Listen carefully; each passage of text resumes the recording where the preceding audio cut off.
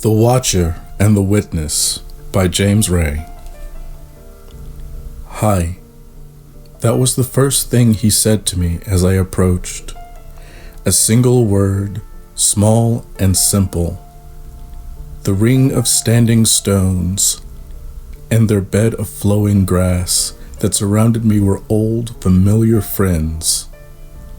The silver flame at their heart was a solemn reminder, an eternal placeholder in my memory for acts better forgotten and ones never far from my thoughts.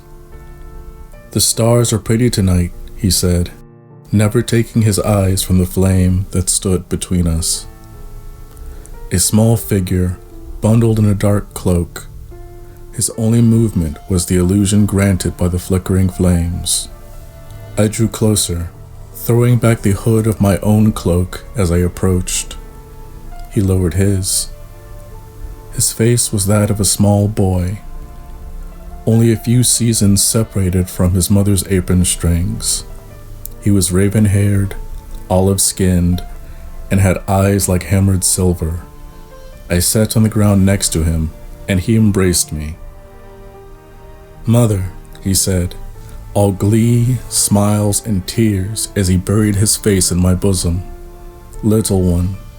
I held him to me, never wanting to let go again, but knowing that the morning will come, as it has, as it must, as it shall.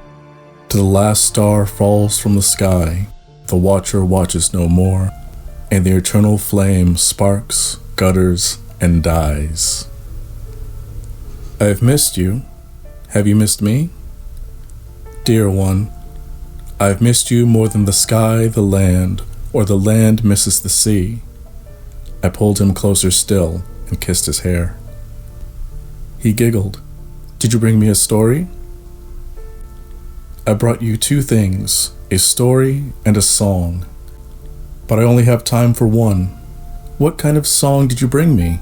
He nestled closer, close enough to touch my heart, the part that was his and his alone, close enough to ease the ache while painting its memory in violet and crimson across my soul.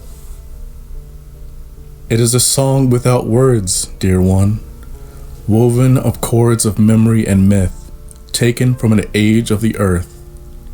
He looked up at my face, reached up with one small hand, and brushed away a tear. "And the story? It is the tale of all that has happened in the world since I held you last." "Then I'll have both," he said, smiling. I laughed fondly. My greedy little babe. He giggled as a silver lock of my hair wafted in the breeze and tickled him. "All right, I'll spoil you, just this once. You can have both as one, which is fitting, for they are one and the same." And so I sang. I sang to him of every moment since we parted, each note one youth's hope, a man's wish, an elder's dream, and a whisper of shadow, of nightmare. Every pause for breath, the yawning silence between history and the lies victors tell. Crystal tones of invention and enlightenment I wove together with resonances of despotism and want. On and on I sang of these things, and more besides, till the light of dawn began to paint its blush on the horizon. His eyes opened, not from sleep, but from contented reverie. We freed ourselves from one another. I kissed him once on each cheek, on his forehead, and on each eye. We stood.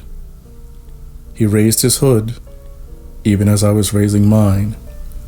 I walked to the other side of the fire and turned my back. "When will you come again?" he asked. "Sooner than last we parted, and sooner still thereafter," I said. Tears of joy and sorrow gilding the edge of each word. The first ray of light fell upon me, and I faded from sight. To return to my task, to stand and witness. "I'll be waiting and watching," he said to the memory of me, soft, patient, and sad. With that he sat and resumed his silent vigil.